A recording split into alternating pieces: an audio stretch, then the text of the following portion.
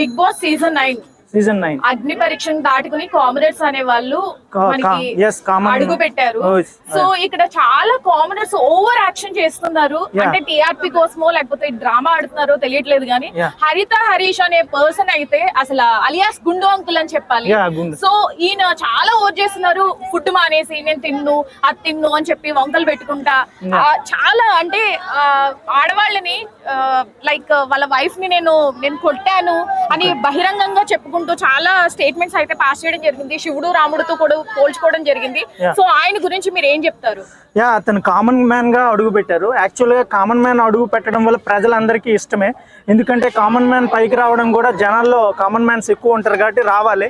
కానీ ఈ గుండు హరీష్ని చూసాక ఎందుకు ఈ కామన్ మ్యాన్ వచ్చారని జనాల్లో టాక్ బాగా వెళ్ళిపోతుంది. ఎందుకంటే ఒక వ్యక్తిని విమర్శించేటప్పుడు ఆలోచించాలి. ఎస్పెషల్లీ గర్ల్స్ని విమర్శించేటప్పుడు ఇలాంటి ఓపెన్ ప్లాట్ఫామ్లో కొంచెం కేర్ఫుల్గా మాట్లాడాలి.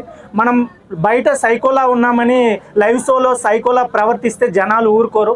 ఏదో అతను తిండి మానేస్తే జాలి కలుగుతుంది అనుకుంటుంది కానీ రాక్షసుడు తిండి మానేసినా వాడికి జాలి కలగదు. ఆయన ఒక సైకో కింద తీసేసి ఎలిమినేట్ చేయడానికే జనాలు చూస్తారని నా అభిప్రాయం. మీ ఫేవరెట్ కంటెస్టెంట్ ఎవరు? నా రీతు చౌదరి. ఎందుకంటే అందంగా ఉంటది. ఓకే సో సీజన్ విన్నర్ ఎవరు అవ్వాలనుకుంటున్నారు? రీతు చౌదరి అవ్వాలనుకుంటున్నా. సెకండ్ ప్లేస్ లో అలేఖ్య రమ్య ఉన్నారు కదా, వైల్డ్ కార్డ్ ద్వారా ఎంటర్ అవుతున్నా. ఆమె ఆల్రెడీ డీఫ్రేమ్ అయింది. చాలా మంది ఆమెను ఇరిటేట్ చేశారు. సో ఆమెకి ఈ ద్వారా ఛాన్స్ రావాలని కోరుకుంటున్నా. అమ్మాయి కాబట్టి వాళ్ళు ఒకేసారి పాపులర్ అయ్యి వెంటనే డౌన్ అయిపోయారు. చిట్టి పికెల్స్ సంథింగ్ స్టార్ట్ చేసి అందరూ వాళ్ళని నెగిటివ్ చేసేసారు.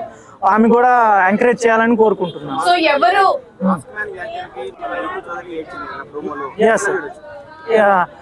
రితి చౌదరి ఏడ్చిందంటే అమ్మాయిలు ఏడ్చారంటే నమ్మొద్దు. వాళ్ళు ఏదో ఒక లాజిక్ గా వాళ్ళు అట్రాక్ట్ చేయడానికి అలా ఏడుస్తారు.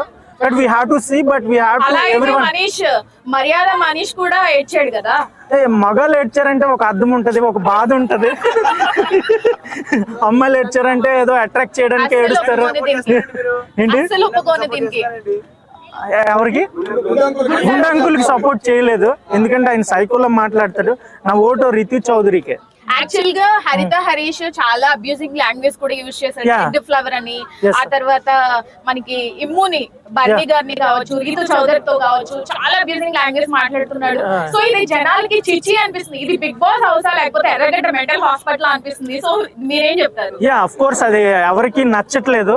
ఆయన బహుశా హెల్మెట్ కాకపోతే ఇది కూడా ఒక విలన్ అనేవాడు ఉండాలి. విలన్ లేకపోతే ఆ స్టోరీలో కిక్ ఉండదు.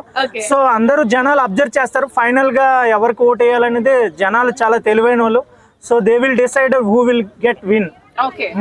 So Rithu Chowdary tough competition ఇస్తుందా? మరి మీరు టఫ్ కాదు, కాకపోతే గేమ్ ఆడుతున్నాడు కానీ ఆ గేమ్ నెగిటివ్ గా వెళ్తుంది.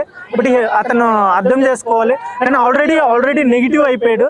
సో ఆ నెగిటివ్ ని పాజిటివ్ ఎలా మారుస్తాడు అనేది మనం చూడాలి. సుమన్ సెట్ యావరేజ్, కాకపోతే ఏడుస్తున్నాడు. అది నచ్చట్లేదు. ఆఫర్లు రాలేదని వెళ్ళి ఏడవకూడదు, గేమ్ ఆడాలి, ఏడిపించాలి జనాల్ని. అలాగే కంటెస్టెంట్లు కూడా ఏడిపించుతూ ఎంజాయ్ చేస్తూ జోక్స్ వేస్తూ దీన్ని ముందుకు. ఆఫ్ కోర్స్ ఈ మధ్యన ఆయనకి ఎవరు సపోర్ట్ చేయట్లేదు. ఫస్ట్ థింగ్ అతను ఓన్ గానే కంటెంట్ క్రియేట్ చేసుకుని నడుస్తున్నాడు. బట్ ఏం చేస్తాడని చూడాలి. సంజన కూడా సూపర్ గా ఉంటది యాక్చువల్ గా. మంచి యాక్టర్ కూడా. ఎవరు వద్దన్నా అందరూ ఆమెని కెప్టెన్ అవ్వకూడదు అని చెప్పి అనుకున్నారు. బట్ ఆమె ఫస్ట్ కెప్టెన్ అయ్యి కామరేడ్స్ కి దుమ్ము లేపేసింది. కెప్టెన్ అనేవాడు దుమ్ము రేపాలి, లేకపోతే వీక్ అయిపోతాడు. కెప్టెన్ మాట స్ట్రాంగ్ ఉంటేనే కంటెస్ట్ లో కూడా భయం అనేది పుడుతుంది. భయం పుట్టినప్పుడే గేమ్ పవర్ఫుల్ గా వెళ్తుంది. జనాల్లోకి ఒక కిక్ పుడుతుంది. కెప్టెన్ అనేవాడు డల్ గా ఉండి వాళ్ళకి సపోర్ట్ చేస్తే వీక్ అయిపోతాడు. కెప్టెన్ వీక్ అయిపోతే గేమే వీక్ అయిపోతుంది. నాగార్జున గారు ఇప్పటి వరకు ఎంత క్లాస్ పీకినప్పటికీ కామనర్స్ లో చేంజే రాలేదు. One second tell me. Nagarjuna గారు మనకి లాస్ట్ ఎపిసోడ్ లో వచ్చి కామనర్స్ కి క్లాస్ పీకారు.